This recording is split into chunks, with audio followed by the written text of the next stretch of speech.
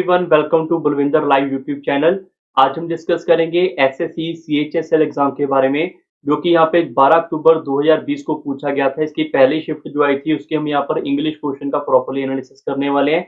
1 से लेकर 25 क्वेश्चनों का मैं यहाँ पर आपको आंसर की बताऊंगा और साथ ही साथ उनके लॉजिक एंड कंसेप्ट बताऊंगा। क्या ग्रामर एरर थे, क्या ग्रामर एरर के ऊपर क्वेश्चन पूछे गए थे, कैसे सिनोनियम एंटोनियम पूछे गए थे, वो सारा कुछ हम यहाँ पे डिस्कशन करेंगे। ठीक है, तो सबसे पहले अगर आप इस चैनल के अंदर फर्स्ट टाइम आ रहे हो तो चैनल को ज्वाइन कर लो, बलविंदर लाइव को सब्सक्राइब कर लो और अपने फ्रेंड सर्कल से शेयर कर दो। और इसके अलावा मैं बात करूं यहाँ पर इस शिफ्ट के मैथ के 25 क्वेश्चन, रीजनिंग के 25 क्वेश्चन और इंग्लिश के 25 क्वेश्चन मैं अभी यहाँ पे डिस्कस कर रहा हूँ और जीएस के 25 क्वेश्चन। ठीक है, ये तीन वीडियोस तो मैंने पहले अपलोड कर दी है, और फोर्थ वीडियोस भी आपको यहाँ पे मिल जाएगी। और इसके अलावा आपके जो सेकंड शिफ्ट आई थी, सेकंड शिफ्ट का मैथ का सोल्यूशन ऑलरेडी मैंने पोस्ट कर दिया है। इन तीनों चारों के लिंक आपको डिस्क्रिप्शन बॉक्स में दिखे जाएंगे, वहां पे जाके आप पढ़ सकते हैं। ठीक है, तो शुरुआत करते हैं एसएससी के एग्जाम के बारे में। यहाँ पर आज ही हमारा पहला क्वेश्चन होने वाला है इंग्लिश का। यहाँ पे अब फर्स्ट क्वेश्चन के अंदर पूछा गया है यहाँ पर कि रॉन्गली स्पेल इनमें से कौन सा होगा।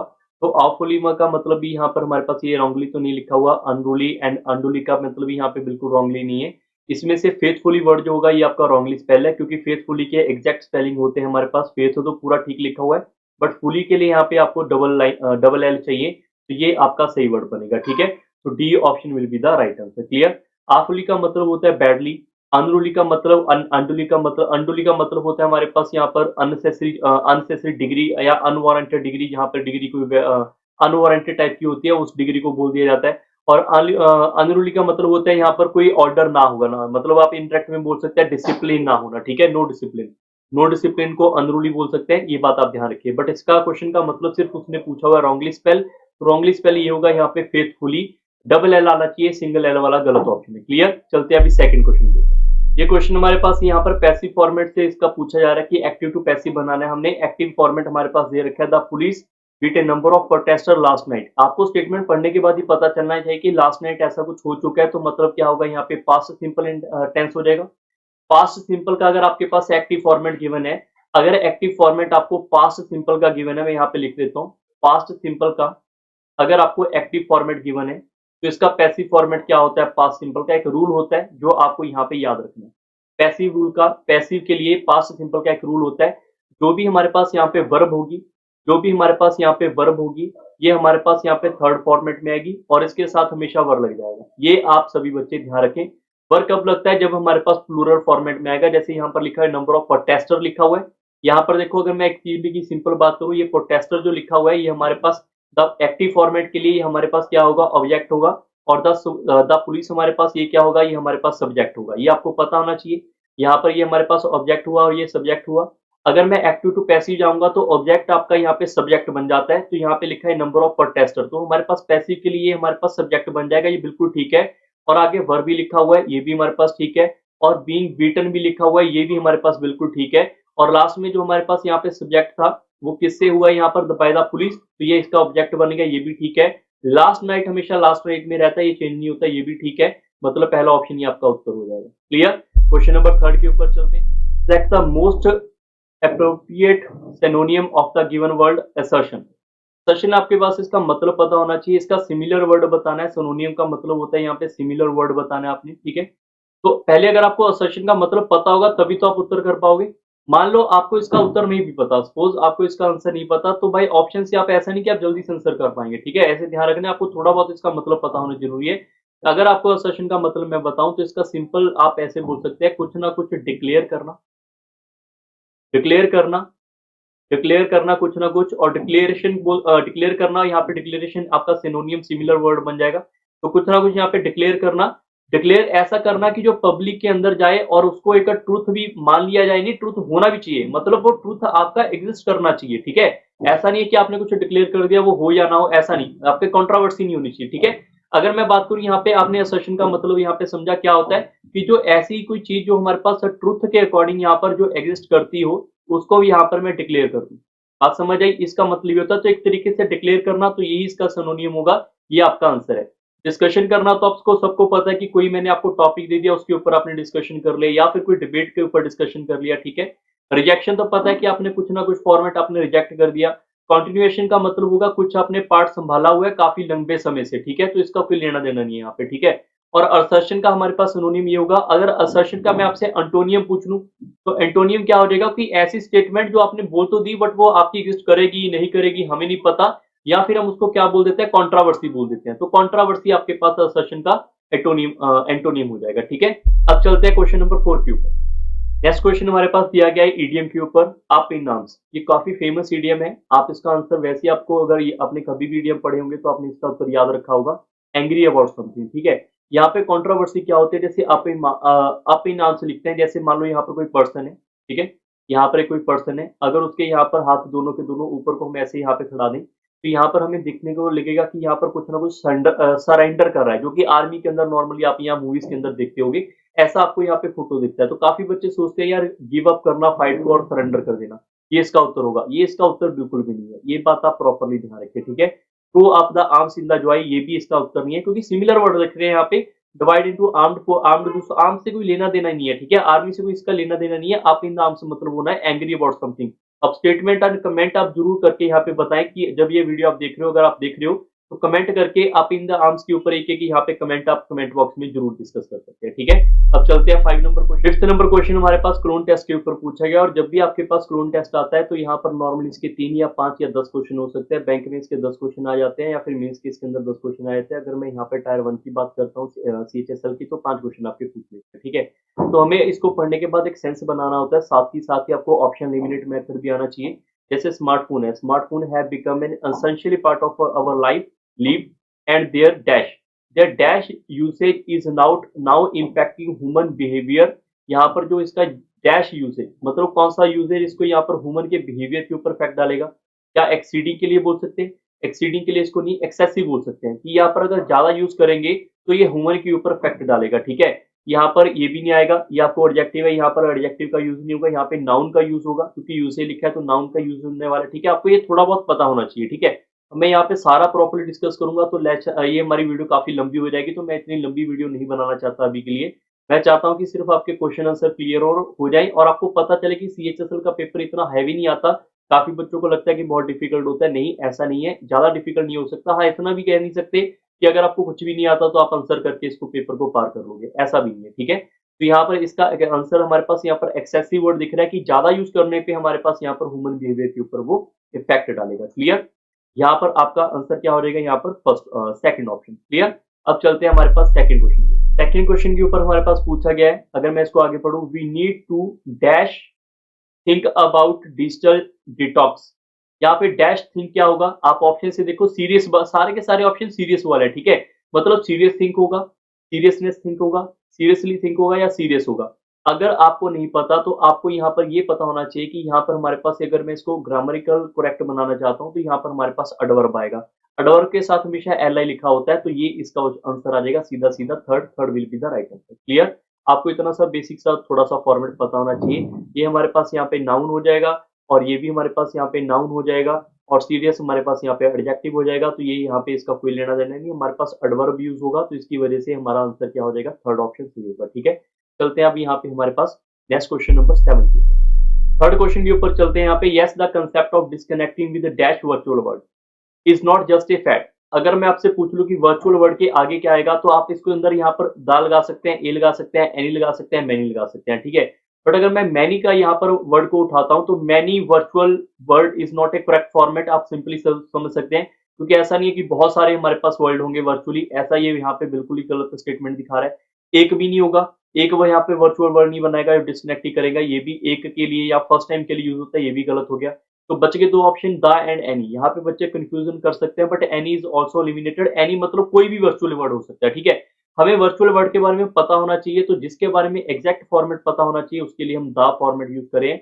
द हमारे पास होता है एक या ज्यादा के लिए भी हम यूज कर सकते हैं, और एक से ज्यादा के पीपल के लिए भी यूज कर सकते हैं, बट जो एक कंसेप्ट बना है। ठीक है, यहाँ पे देखो आपको इससे भी हेल्प मिल जाएगा, द कंसेप्ट ऑफ डिस्कनेक्टिंग। कई बार हम इससे हेल्प ले लेंगे कि दा का यूज हो रहा है बार बार, तो हमारे पास दा आएगा, ए एनी का कोई यहाँ पे मतलब नहीं होगा। ठीक है, हम थोड़ा सा ऐसे सोच सकते हैं, but this is not A correct format. आपको यही जो मैंने बताया कि ये नहीं लगेंगे, वो आपका करेक्ट फॉर्मेट रहेगा। ठीक है, अब चलते हैं हमारे पास फोर्थ नंबर पे।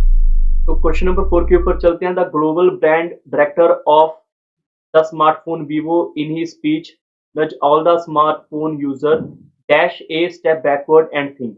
एक स्टेप पीछे लेकर इसके ऊपर दोबारा से सोचना होगा और ए के आगे हमने क्या लिखना है ये आपको देखना पड़ेगा। तो यहाँ पे टू टेक जो कि इसका सही उत्तर है, बिल्कुल सही आएगा। सर यहाँ पे टू टेकिंग क्यों नहीं हुआ, टेकन क्यों नहीं हुआ, टेक्स क्यों नहीं हुआ, ठीक है, इसके बारे में पता होना चाहिए। पहले बात तो टेकन आपका एलिमिनेट हो जाएगा क्योंकि ये पास्ट वर्ब को डिनोट करेगा, सेकंड फॉर्मेट ये आपका यहाँ पे एलिमिनेट हो जाएगा, ठीक है, ये आपका आंसर गलत। अगर मैं टेक्स की बात करूंगा, ये हमारे थर्ड पर्सन के लिए यूज हो रहा है। ये अगर टेक्स कहीं पे भी लिखा मिले तो थर्ड पर्सन के लिए यूज होता है मोस्टली, तो यहाँ पर टेक्स भी गलत हो जाएगा। तो टेकिंग की बात करें, यहाँ पर जब भी हम इसके यहाँ पर एक स्टेटमेंट बना रहे हैं तो यहाँ तो ना पे यहाँ पे आईएनजी आएगा ना ही यहाँ पे ईडी आएगा। क्यों? क्योंकि यहाँ पर अगर मैं ईडी लिखूंगा या फिर आईजी लिखूंगा तो सेंटेंस के वो एंड में आएगा, और सेंटेंस के एंड के अंदर अगर मैं बात करूं तो सेंटेंस से आगे इसके बारे में कुछ तो लिखा होना चाहिए ना। यहाँ पे टू टेकिंग, टू किसको करना है, तो इसके बारे में यहाँ पे कोई रिप्लेसमेंट नहीं दी हुई है हमारे पूरे सेंटेंस के अंदर। मतलब एक तरीके से बोलूं, यहाँ पे वर्ब होगी, जो भी वर्ब आएगी उसके अंदर आईएनजी एंड ईडी का फॉर्मेट नहीं आएगा, ठीक है, अगर ग्रामिकली ग्रामर के अकॉर्डिंग हम इसको चेक करेंगे, ठीक है। तो ऑप्शन नंबर ए आपका सही रहेगा। चलते हैं 5 नंबर क्वेश्चन के ऊपर। क्वेश्चन नंबर 5 के ऊपर चलते हैं। Let's dash our mobile pledge to be closer and nearer to our loved one. Clear? आपको यहाँ पर इसका मिसिंग टर्म पूछा जा रहा है, तो आप सिर्फ एक चीज समझ के चले। यहाँ पर आपके पास अगर मैं यहाँ पर इसे ऑप्शन वाइज चेक करूँ तो यहाँ पर एक वर्ड लिखा हुआ है स्विच। स्विच का मतलब हर एक बच्चे को पता होगा, स्विच ऑन होता है, ऑफ होता है, ये आपने सभी ने पढ़ा हुआ है, ठीक है। ऐसा नहीं है कि स्विच आपने कभी इन पढ़ा होगा, नहीं पढ़ा, ना ही स्विच ओवर पढ़ा है कभी आपने, ना ही कभी आपने स्विच अप पढ़ा हुआ है। तो सिर्फ एक ही ऑप्शन है हमारे पास, स्विच ऑन एंड ऑफ, ये आपका आंसर होगा, ठीक है। अगर मैं बात करूं इसका सेंस बना के, देखो, let's switch off our mobile and pledge. अगर मैं अपने मोबाइल को यहाँ पे स्विच ऑफ कर दूं और इससे डिस्कनेक्ट कर दूं, स्विच ऑफ का मतलब होता है डिसकनेक्शन, ठीक है। अगर आप यहाँ पे फैन को ऑन करोगे, स्विच ऑन करोगे तो उसके अंदर कनेक्शन आ जाएगा, फैन चल पड़ेगा, लाइट चल पड़ेगी। अगर स्विच ऑफ करोगे, कनेक्शन बंद हो जाएगा तो लाइट नहीं चलेगी आपका। यहाँ पे इसी का लिखा हुआ कि मोबाइल को और अपने प्लेज को यहाँ पर अपनी को स्विच ऑफ कर लो, ताकि हम यहाँ पे to be closer and near to the our loved one, जो जिससे हम प्यार करते हैं उसके साथ चले जाएं, उसके साथ हम थोड़ा टाइम स्पेंड कर सके, वो आपके पास यहाँ पे लिखा हुआ है। क्लियर? तो यही इसका सेंस बनेगा। इनका मतलब तो पता है, इनका मतलब यहाँ पर एक बॉक्स है उसके अंदर रख देना। स्विच को उसके अंदर रखने से क्या होगा भाई, इसका कोई सेंस नहीं बनेगा। ओवर का मतलब है यहाँ पर एक बॉक्स है इसके ऊपर रख देना, इससे कोई मतलब ही नहीं बनेगा। स्विच ऑफ का मतलब है यहाँ पर एक स्टेट ऑफ, एक यहाँ पर एक पोजीशन है, एक यहाँ पे पोजीशन है, तो इसके ऊपर रख देना, इससे इस पोजीशन से ऊपर रख देना, ये आपका कोई सेंस ही नहीं बना। तो ये कोई भी प्रेपोजिशन हमारी काम नहीं आएगी, सिर्फ ऑफ आएगी। That's why A option will be the right answer. Clear? I hope आपको थोड़ा बहुत समझ आ रहा होगा। वीडियो को कंटिन्यू देखते रहे और आपको सारी चीजें और भी क्लियर होगी, ठीक है। क्वेश्चन नंबर 10 के ऊपर चलते हैं। एक और क्वेश्चन नंबर 10 के अंदर आपसे ग्रामर का कोई एरर पूछा गया है। आप इस लाइन को पढ़े, व्हेन आई मेट अकबर। यहाँ पर जब आप पूरी स्टेटमेंट पढ़ते हैं, कई बार क्या होता है हमारे दिमाग में कोई कहानी जो लिखी होती है वो नहीं भी समझ आती। सपोज अगर मैं लाइन को पढ़ रहा हूँ, कई बार हम एरर नहीं फाइंड कर पाते क्लियरली, ठीक है।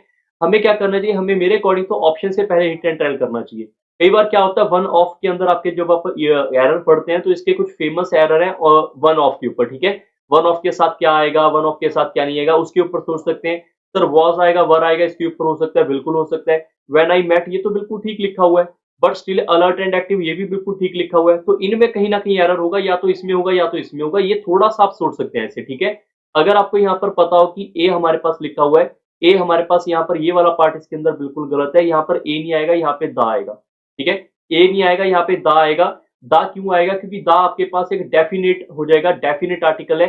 ए हमारे पास इनडेफिनेट आर्टिकल है। अगर यहाँ पर वन ऑफ डैश, यहाँ पर one of dash of the Indian art बोला जा रहा है, तो इंडियन आर्ट के लिए कोई एक पार्टिकुलर पर्सन होगा, तो पार्टिकुलर के लिए हम यहाँ पे दा यूज करेंगे। डायरेक्ट यहाँ पर डेफिनेट के लिए ए लिखेंगे तब, जहां पर यहाँ पे इंडियन आर्टिकल नहीं होगा, हमें पता नहीं किसका आर्टिकल है, किसके आर्ट के बारे में बात कर रहे हैं, उसके बारे में नहीं पता, तो कोई भी हो सकता है, जिसके लिए हम इनडेफिनेट ए का यूज कर सकते हैं, ठीक है। बट यहाँ पे क्या होगा, दा, इसका मतलब फोर्थ में एरर आ रहा है, ये आपका आंसर सही है। क्लियर? चलते हैं 11 नंबर क्वेश्चन के ऊपर। 11 नंबर के अंदर हमसे पूछा गया कि इसका हमारे पास एंटोनियम क्या होगा। एंटोनियम का मतलब होता है डिफरेंट वन फाइंड करना, या फिर इसका बिल्कुल आप बोल सकते हो ओपोजिट फाइंड करना, ठीक है। डिफरेंट नहीं, ओपोजिट कह सकते हैं कि जो ये वर्ड लिखा है इसका बिल्कुल ओपोजिट क्या होगा, ठीक है। अगर कोई पर्सन लेफ्ट को जा रहा है तो उसका पर्सन राइट जो हो जाएगा, हमारे पास यहाँ पर उसका एंटोनियम हो जाएगा। मतलब ये अगर लेफ्ट को जा रहा है तो राइट उसका यहाँ पर ओपोजिट हो जाएगा। क्लियर? तो यहाँ पर आपको इसका पहले मतलब पता होगा तभी आंसर आएगा। इसका एग्जैक्ट मतलब क्या होता है, जैसे कि एक मैं आपको एग्जांपल देता हूँ। जैसे क्रिमिनल को किसी ने पकड़ना है, ठीक है। क्रिमिनल को पकड़ने के लिए क्या करना पड़ेगा, जो भी वहां पर ऑफिसर होंगे वो छोटे छोटे पार्ट को यहाँ पे काउंट करेंगे। उससे क्या होगा, वो जो क्रिमिनल होगा उसके पास पहुंच जाएंगे, और इसके लिए पूरा ध्यान से काम करना पड़ेगा। तो इसका मतलब होता है प्रॉपरली ध्यान रखना, ठीक है। प्रॉपर्ली ध्यान रखने का ऑपोजिट क्या हो जाएगा, नेग्लेक्ट करना, ये आपका आंसर आ गया। क्लियर। और विलिगेंस का मतलब होता है कोई ऐसी सिचुएशन आ जाना या फिर आप कोई ऐसे काम करो जो कि डिफिकल्टी के अंदर आप उसको सोच, मतलब कोई काम है जिसके लिए आपको करना ही करना है काम है, बट उसके लिए आपको कोई डेंजर स्टेप भी उठाना पड़ रहा है, ठीक है, अपने आप को डिफिकल्टी में डालना पड़ रहा है, और डिफिकल्टी वाले काम में डालने पड़ने वाले को हम यहाँ पे विलिगेंस बोलेंगे। अटैक तो सबको पता है, किसी ने एक पर्सन के ऊपर दूसरे पर्सन ने अटैक कर दिया, कंट्री ने कर दिया, तो अटैक तो सब बच्चों को पता है, वो उसका कोई मतलब नहीं होगा, ठीक है। तो एंड्योरेंस क्या होता है हमारे पास, यहाँ पर एंड्योरेंस होता है कि जब एंड्योरेंस होता है हमारे पास सिर्फ इसका सिमिलर वर्ड ही होता है, जब आपने आपको यहाँ पे किसी ना किसी तरीके के अंदर आप डिफिकल्ट सिचुएशन में डाल दो, जो भी आपने काम करना है उसको कवर कर पाए, तो ये इसका कोई लेना देना नहीं है। सिंपल सेंस के अंदर देखोगे तो इसका आंसर आपके पास ऑप्शन नंबर ए आ जाएगा। क्लियर। क्वेश्चन नंबर 12 के ऊपर चलते हैं। एक और पहला नंबर के अंदर पूछा गया है हमारे पास यहाँ पर एंटोनियम फाइंड करना है, यहाँ पर गिवन वर्ड का एंटोनियम फाइंड करने के लिए आपको ये पता होना चाहिए, इसका मतलब डिमोलिश का मतलब होता है यहाँ पे कुछ ना कुछ डिस्ट्रॉय कर देना, ठीक है। डिस्ट्रॉय करने का एंटोनियम ऑपोजिट क्या होगा, कुछ ना कुछ कंस्ट्रक्ट कर देना, तो ये इसका उत्तर हो जाएगा। सर यहाँ पे अबॉलिश लिखा है, अबॉलिश का मतलब होता है कोई हमारे पास ऐसी प्रथा जिसको खत्म कर रहे हैं या फिर किसी सिस्टम को एंड कर रहे हैं, मतलब कुछ चलता आ रहा है उसको हमने यहाँ पे एंड कर दिया हो, कोई भी सिस्टम हो सकता है उसको हम अबॉलिश कर बोल देंगे, ठीक है। चेरिश का मतलब होता है किसी को प्यार करना, लविंग करना, और लव करते करते उसकी ध्यान से केयर भी करना, ठीक है, तो इसको हम यहाँ पे चेरिश वर्ड के अंदर बोल देंगे। ऑब्स्ट्रक्ट का मतलब होता है हमारे पास यहाँ पर कुछ ना कुछ डिफिकल्ट, ठीक है, समथिंग डिफिकल्टी वाला लेवल, ठीक है, समथिंग डिफिकल्टी को हम यहाँ पर क्या बोल देंगे, ऑब्स्ट्रक्ट बोल देंगे। क्लियर। हमारे पास चारों वर्ड हो गए। नेक्स्ट क्वेश्चन नंबर 13 के ऊपर चलते हैं। एक और क्वेश्चन नंबर 13 के ऊपर चलते हैं। यहाँ पर आपके पास लिखा होता है कि जहां पर अंडरलाइन किया गया है उसको इंप्रूव करो, तो ये रहा हमारे पास अंडरलाइन वाला पार्ट, इसको इंप्रूवमेंट करना चाहिए या नहीं करना चाहिए वो आपने चेक करना है। अगर करना चाहिए तो आपको ऑप्शन वाइज करना पड़ेगा, नहीं तो अगर कोई इसके अंदर इंप्रूवमेंट नहीं हो रहा तो आंसर आपका हो जाएगा नो इंप्रूवमेंट का, ठीक है। यहाँ पे लिखा हुआ है Lenovo has launch ThinkPad XI Fold, the world first foldable laptop, which is claimed to be so durable as its other devices। यहाँ पर आपको सेंस से क्या पता चलेगा कि यहाँ पर एक लैपटॉप है, लैपटॉप न्यू आ रहा है फोल्डेबल वाला, तो फोल्डेबल लैप जो अदर डिवाइसेस के साथ भी क्या हो करेगा, क्लेम करेगा, मतलब उनसे जैसा ही होने वाला, बस उसके अंदर फीचर होंगे फोल्ड वाले, ठीक है। तो जब भी हमारे पास सिमिलर, हम यहाँ पे बोलेंगे कि ऐसा मिलता जुलता ही आएगा जैसे पहले आ चुके हैं लैपटॉप, ठीक है, बस उसके अंदर फोल्डेबल वाला फीचर होगा। तो और क्या इसके अंदर हम सीख सकते हैं कि जब हमारे पास कंपेयर करने के लिए बात होगी तो कंपेयर के लिए सो एंड एस को यूज नहीं करेंगे, यहाँ पे लिखा हुआ है सो एस, ठीक है, तो सो एस के लिए यहाँ पर हम नहीं यूज करते, तो ये हमारे पास गलत लिखा हुआ है, मतलब इसके अंदर चेंज चाहिए।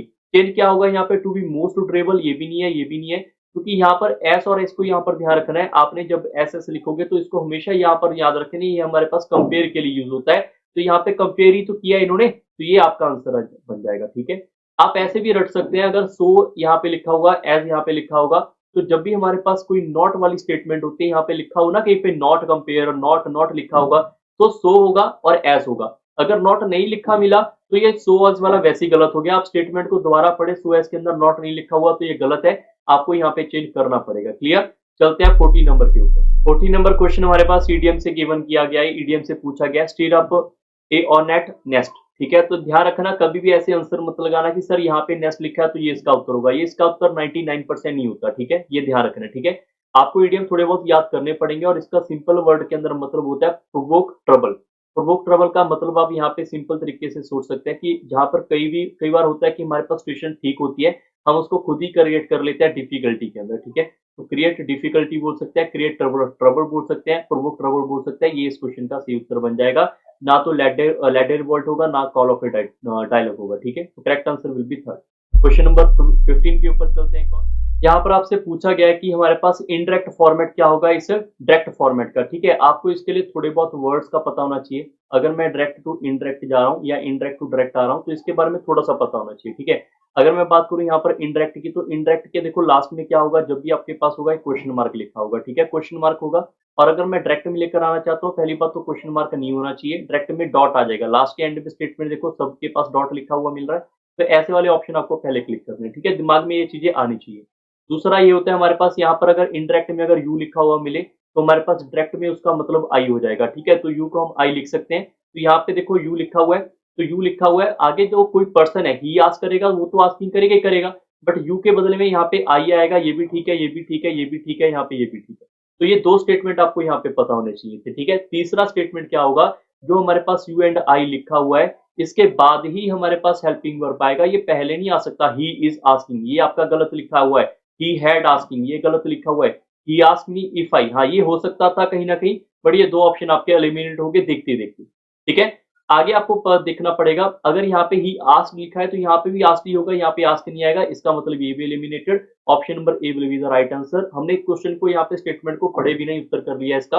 अगर आपको थोड़े थोड़े पॉइंट पता होंगे तो आपका उत्तर आ पाएगा। अगर आपको ये पूरा का पूरा डिटेल चेक करना है तो आप वीडियो को एंड तक देखते रहो और भी प्रैक्टिस करो इंग्लिश की, आपको बहुत कुछ सीखने को मिलता रहेगा। ठीक है, यहाँ पे लिखा है he asked me if I attended the film festival at Goa everyday. बिल्कुल उसने यही तो पूछा है।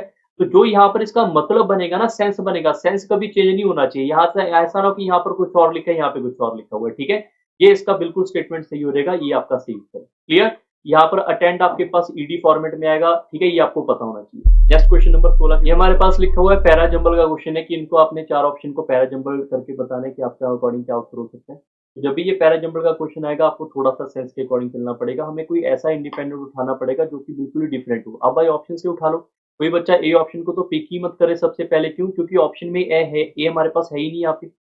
ऐसे आपको थोड़ा सोचना पड़ेगा। या क्या होगा, यहाँ पे डी ऑप्शन हो सकता है। ठीक है, डी को चेक कर लो। इट लिखा हुआ है, इट शो केसेस, मतलब इसका कोई शो केस कर रहा है, किसका वो तो बताया नहीं इन्होंने। तो डी हमारा इंडिपेंडेंट नहीं है, डी हमारा पहला ऑप्शन नहीं आएगा। ठीक है, ये हो सकता है क्या, द फिल्म, फिल्म के बारे में कुछ लिखा हुआ है और कौन सी फिल्म है वो यहाँ पे लिखा हुआ है, तो मतलब बी आपके पास पहला होगा। क्योंकि लिखा हुआ है the secret life of fox is the first ever film, इस फिल्म के बारे में यहाँ पे जानकारी दी जा रही है। ठीक है, तो पहला स्टेटमेंट यहाँ पे बी आएगा, ये ऑप्शन तो हो गया एलिमिनेटेड, ये भी गलत हो गया, ये डी डी ऑप्शन भी एलिमिनेट हो गया। ठीक है, आगे क्या लिखा हो, फिर ऑप्शन से जाओ कि सी सी दिखा हुआ है तो डायरेक्ट है कि सी आएगा ही आएगा। आपको ये नहीं देखना कि यहाँ पे डी आएगा क्या, अगर बी है तो दो ही ऑप्शन एलिमिनेट हो चुके हैं, दो बच गए, बी के साथ सी लिखा हुआ है तो बी सी तो आएगा ही आएगा यहाँ पे। ठीक है, अगर मैं सी को पढ़ लूं, the film has been shot extensively in the Western Ghat, बिल्कुल ठीक है। कौन सी फिल्म है, ये वाली, इससे इंटरलिंक हो रही है। ठीक है, उसके आगे क्या चेक करना पड़ेगा, अब यहाँ पर आपको थोड़ा सोचना भी पड़ेगा, उसके आगे क्या हो सकता है। It showcases unique species of fox which are critically endangered.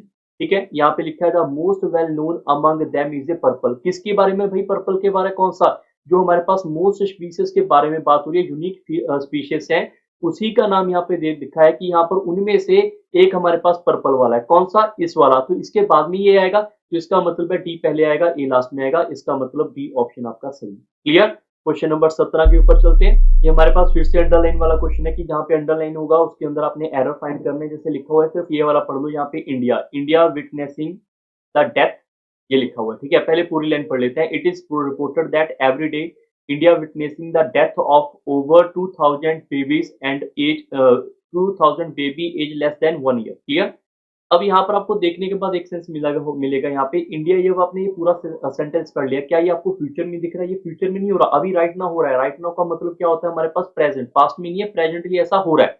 तो प्रेजेंटली अगर हो रहा है तो विल भी थोड़ा आएगा, विल भी का मतलब होता है फ्यूचर के लिए, तो ये तो स्टेटमेंट ही गलत होगी। ठीक है, और आपको ये मैं सिंपल बता रहा हूं, अगर प्रेजेंटली की बात करेंगे तो प्रेजेंट हमेशा इंडिया के साथ हमेशा हमारे पास यहाँ पे नाउन आएगा, नाउन के साथ हमारे पास यहाँ पर आईएनजी नहीं आएगा, तो मतलब स्टेटमेंट गलत है, नो इंप्रूवमेंट नहीं आएगा, ये भी ऑप्शन गलत है। तो इंडिया के साथ नाउन आएगा, तो नाउन हमारे पास ये दिखा हुआ है, तो यही इस क्वेश्चन का सही उत्तर है, इंडिया विटनेसेस द डेथ, ये आपका आंसर यहाँ पे क्लियर। 18 नंबर के ऊपर ये फिर से हमारे पास एक क्वेश्चन पैरा जंबल क्या है कि चार वर्ड को अपने स्टेटमेंट को अपने यहाँ पे चेक करना है, कौन से अरेंजमेंट पे आएंगे। वीडियो को पॉज करके आप ट्राई कर सकते हैं यहाँ पे, और वही लॉजिक लगाओ जो मैंने अभी बताया। आपने देखा है यहाँ पर बी लिखा है, डी लिखा है, ए लिखा हुआ है, तो सी ऑप्शन तो पहले होने नहीं वाला, सी को हम सबसे एंड में पढ़ेंगे, बाद में पढ़ लेंगे। ठीक है, हमारा टास्क होगा पहले बी वाला, क्या बी वाला इंडिपेंडेंट है। ईच ऑफ दीज, दीज किसकी बारे में बात हो रही है, पता नहीं, अगर पता नहीं तो बी आपका इंडिपेंडेंट नहीं है, ये ऑप्शन एलिमिनेटेड। ठीक है, ए क्या हो सकता है आपके पास, दिस टेस्ट, कौन सा टेस्ट, ये पता नहीं, तो पता नहीं, तो ये हमारे पास डी वाला ऑप्शन भी एलिमिनेटेड। ठीक है, तो ऑप्शन आपको दिख रहा है कि पहला स्टेटमेंट तो यार क्लियर है, डी ही आएगा, क्योंकि डी यहाँ पर आपके पास है, यहाँ पर आपके पास है, और बी एंड ए एलिमिनेट हो गए। सी को एलिमिनेट करना है तो इट इज लिखा हुआ है, इट इज ए फुली, कौन सा फुली ऑटोमेटिक हमें पता नहीं, तो इसके लिए हमें डी ऑप्शन पे उठाना पड़ेगा। डी लिखा हुआ है the regional transport office of Delhi have recently introduce a new driving test, यहाँ पे टी लिखा होगा, ये न्यू ड्राइविंग टेस्ट आएगा यहाँ पे, तो डी स्टेटमेंट पहले आएगी। उसके आगे क्या होगा, उसके आगे आपको फिर से चेक करना पड़ेगा, इस टेस्ट के बारे में कहीं ना कहीं लिखा होगा, टेस्ट के बारे में साथ ही साथ ए ऑप्शन में लिखा है दिस टेस्ट, तो मतलब ए उसके साथ में आएगा, तो डी ए वाला एक ही ऑप्शन है, डी ए, डी बी वाला गलत हो जाएगा ना, बी नहीं आएगा यहाँ पर, बी को चेक कर लो, each of this specific skill, कौन से स्किल, टेस्ट वाले स्किल है वो यहाँ पे लिखे हुए हैं। ठीक है, तो इसका मतलब है हमारे पास यहाँ पर सी ऑप्शन क्लियर हो जाएगा, डी ए सी बी। हमें पूरा चेक ही नहीं करना पड़ा। बिना चेक किए भी हम थोड़ा पहले 2 वर्ड देखे उसी से उत्तर आ रहा है, ठीक है? बट अगर आप चाहते हैं कि पूरा प्रॉपर सेंस बने तो इस लाइनों को एक बार पढ़ो, वीडियो को पॉज़ करके पहले डी, फिर ए, फिर सी, फिर बी पढ़ो कोई सेंस बन भी पाएगा। अगर सेंस में गड़बड़ हुई तो क्लियरली है आपका उत्तर आप ये फिर चेंज करने का मन हो सकता है बट करेक्ट आंसर ये सेंस यहाँ पे चेंज नहीं हो रहा, आप चेक कर लो, ठीक है? मान लो कि यहाँ पर एक नन ऑफ दीज़ ऑप्शन दिया होता, फिर आपको ये चेक करना पड़ता है जो कि बैंक एग्ज़ाम में काम आता है, ठीक है? फिर वहाँ पर आपको पूरा चेक करना पड़ता है। बट यहाँ पे सेंस करने के साथ-साथ ही आप आंसर कर रहे हैं क्योंकि नन ऑफ दीज़ ऑप्शन ही है तो यही आपका उत्तर है। क्लियर? क्वेश्चन नंबर 19 के ऊपर चलते हैं एक और। 19 नंबर क्वेश्चन के ऊपर पूछा गया था मोस्ट एप्रोप्रिएट सिनोनिम। सिनोनिम का मतलब सिमिलर वर्ड। सिमिलर वर्ड तभी बता पाओगे अगर आपको इसका मतलब पता होगा। इसका मतलब होता है कुछ ऐसी प्रैक्टिस कर लेना, कुछ ऐसी प्रैक्टिस कर लेनी है आपने झूठ वाली, जिसके अकॉर्डिंग आप किसी ना किसी पर्सन को मिसलीड कर पाओ। मिसलीड का मतलब पता है वो सही डायरेक्शन में जा रहा है उसको आप उसकी डायरेक्शन चेंज कर दो किससे? झूठ से। तो उस प्रैक्टिस करने को हम बोल देते हैं यहाँ पे गिल्ट। क्लियर? और इसका सेम मतलब होता है हमारे पास यहाँ पे बी ऑप्शन, इसका भी मतलब सेम ही होता है। लाई बोलो, झूठ बोलो किसी को मिसलीड करने के लिए तो आपका आंसर क्या हो जाएगा यहाँ पर ये हो जाएगा। क्लियर है? अगर मैं बात करूँ यहाँ पे सफिट की तो इसका मतलब होता है एक्सेसिव। इसका मतलब होता है ज्यादा एक्सेसिव में के अंदर आपके पास कुछ सामान आ जाए, ठीक है? कुछ पोर्शन आ जाए उसको बोल देंगे, ठीक है? और यहाँ पर इसका मतलब क्या होता है जहाँ पर एब्सेंस होता है। एब्सेंस किसका होता है? डिसीट का। डिसीट का मतलब मैंने अभी बताया था आपको। डिसीट का मतलब क्या होता है? झूठ बोलकर मिसगाइड करना। तो यहाँ पर एब्सेंस ऑफ झूठ बोलने को मिसगाइड करने को बोल देंगे यहाँ पर सिनरिटी। क्लियर? अब आती कहानी हमारे पास इंस्टीट्यूशन। इंस्टीट्यूशन की कहानी आप सिंपल सोच सकते हैं यहाँ पे द एबिलिटी, कोई ऐसी एबिलिटी विदाउट डिस्कशन, विदाउट कुछ बोले समझे दूसरे की बातों की भावनाओं को आप समझ आओ, दूसरे का जो भी रीजनिंग रहा होगा, जो भी रीजन रहा होगा उस रीजन को आप समझ आओ, ठीक है? Without any discussion. तो इसका मतलब होता है एबिलिटी का इंस्टीट्यूशन। क्लियर? चलते हैं अभी 20th क्वेश्चन के ऊपर। Select the word which means the same. जहां पर आपसे वन वर्ड पूछा गया है तो यहाँ पर वन वर्ड क्या होगा? That which is no longer useful, that is called redundant. ये तो बहुत फेमस वर्ड है, आप सभी बच्चों को आता होगा। अबंडेंट क्या होता है? किसी चीज को हम यहाँ पर ज्यादा यूज करना, ठीक है? एक्सेसिव यूज करने को अबंडेंट बोल देते हैं। रिलक्टेंट का मतलब क्या होता है? यहाँ पर जैसे विलिंग होता है तो इसको बोलते हैं अनविलिंगनेस, ठीक है? अनविलिंग को हम यहाँ पर रिलक्टेंट बोल देंगे। और डोमिनेंट क्या होता है? हमारे पास अपनी पावर का यूज करके किसी के ऊपर राज करना, किसी के ऊपर राज करना, उसको बताना कि यहाँ पर आप कमजोर हो और आप ज्यादा पावरफुल हो, तो उसको बोल देंगे डोमिनेंट। क्लियर? तो आपका एग्जैक्ट आंसर क्या होगा यहाँ पर? A option. चलते हैं 21st के ऊपर। नेक्स्ट क्वेश्चन हमारे पास है फिलर का, फिलिंग द ब्लैंक्स पूछा गया है। यहाँ पर जब आप इस लाइन को पढ़ोगे तो एक आपके पास सेंस बन के आएगी, उस सेंस के अकॉर्डिंग आप उत्तर कर सकते हैं, ठीक है? यहाँ पे लिखा हुआ है Padam Singh worked like a mathematician was a true dash who experimented with numerous medium, ठीक है? आपको यहाँ पर ये देखना है कि यहाँ पर एक मैथमेटिशियन है, मैथमेटिशियन यहाँ पर was a true dash. True dash adversary होगा, लिटरेरी होगा। लिटरेरी का मतलब एक तरीके से प्रोफेशनली काम करना, ठीक है? प्रोफेशनली यहाँ पर ये मैथमेटिक्स प्रोफेशनली यहाँ बिल्कुल हो सकता है बट वर्क कर तो रहा है वो तो प्रोफेशनली अपना डिसाइड थोड़ा करेगा, वो तो यहाँ पर गिवन ही है। तो यहाँ पर ये ऑप्शन तो वैसे ही एलिमिनेट हो गया।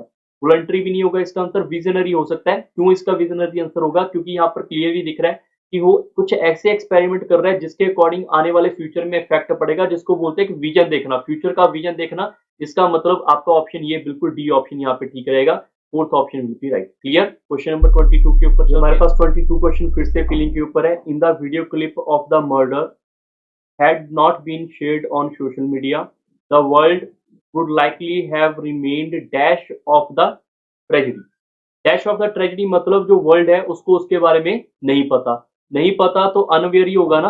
अनवेयर का मतलब होता है नहीं पता किसी के बारे में। अनकन्फर्म का अर्थ है कि कुछ तो कुछ है बट कंफर्म नहीं है, हो सकता है, नहीं हो सकता है, तो ये उत्तर तो नहीं होगा इसका, ठीक है? ये आपके वैसे ऑप्शन एलिमिनेट है, तो अनवेयर होगा जिसके बारे में जानकारी नहीं है पूरी दुनिया को, क्योंकि सेंस ही आपको मतलब पता चल जाएगा। तो करेक्ट ऑप्शन क्या होगा यहाँ पे? C option. क्लियर? 23rd के ऊपर चलते हैं एक और। ये हमारे पास यहाँ पे ग्रामर एरर के बारे में क्वेश्चन पूछा गया। मैंने अभी बताया था आप बाय ऑप्शन से करोगे तो आसान रहेगा, बट अगर आप फिर भी चेक करना चाहते हैं, देखो सिंपल, आप इसको पढ़ के भी अपना अपना आंसर का ट्राई कर सकते हैं। मैं इसको सीधा आंसर मार्क कर रहा हूँ यहाँ पे। इसका आंसर होगा हमारे पास थर्ड ऑप्शन। थर्ड क्यों हुआ? क्योंकि अगर आपको पता होगा यूआर हमारे पास थर्ड पर्सन के लिए यूज होता है, यूआर हमारे पास थर्ड पर्सन के लिए यूज होता है। और प्रेजेंट की क्वेश्चन का सेंटेंस पढ़ोगे प्रेजेंट फॉर्मेट आएगा, तो प्रेजेंट में यहाँ पर जो भी हमारे पास ये लाई लिखा होगा तो थर्ड पर्सन के लाई वर्ड गलत होता है। थर्ड पर्सन के लिए हमारे पास ई एक एस जुड़ जाएगा। क्लियर? तो ये इस क्वेश्चन का उत्तर बिल्कुल सही है। क्लियर? चलते हैं 25th की। यहाँ पर एक क्वेश्चन पूछा है ग्रुपिंग के लिए, मतलब इसका वन वर्ड पूछा गया, समथिंग दैट इज जेन्युइन, ठीक है? इसका आंसर क्या होगा हमारे पास यहाँ पे? Third option. थर्ड ऑप्शन बिल्कुल ठीक है। अनरियल तो पता है जो भी रियल नहीं है वो तो नहीं होगा, क्योंकि जेन्युइन थोड़ा होगा। अगर आपके पास कुछ जेन्युइन है वो अनरियल तो नहीं होने वाला, ये ऑप्शन गलत हो गया। एकेडमी का ये स्टूडेंट एजुकेशन लाइफ के अंदर आएगा, कोई एकेडमी होना, ठीक है, तो ये भी आपका सेंटेंस गलत हो गया। मजेस्टिक होता है कि कुछ ना कुछ आपने इंप्रेस करना है, ठीक है, आपकी ब्यूटी इंप्रेस करे, आपके स्किल इंप्रेस करे, उसको हम यहाँ पे मजेस्टिक बोल देंगे, ये भी इसका आंसर नहीं होगा। क्लियर? तो ऑथेंटिक का मतलब होता है हमारे पास something that is genuine. Clear? अभी आपको यहाँ पर बाकी प्लेलिस्ट दिख जाएंगी, आप उसको क्लिक करके उन वीडियोस को भी चेक कर सकते हैं जो कि एसएससी के पीवाईक्यू हैं सीएचएसएल के, वो मैंने अपलोड किए हुए हैं जो कि आपको ज्यादा बेनिफिट देंगे। ठीक है, तो जल्दी से जाकर आप उन सीरीज को ज्वाइन करें। मिलेंगे नेक्स्ट सेशन के अंदर। Bye bye, take care, thank you everyone.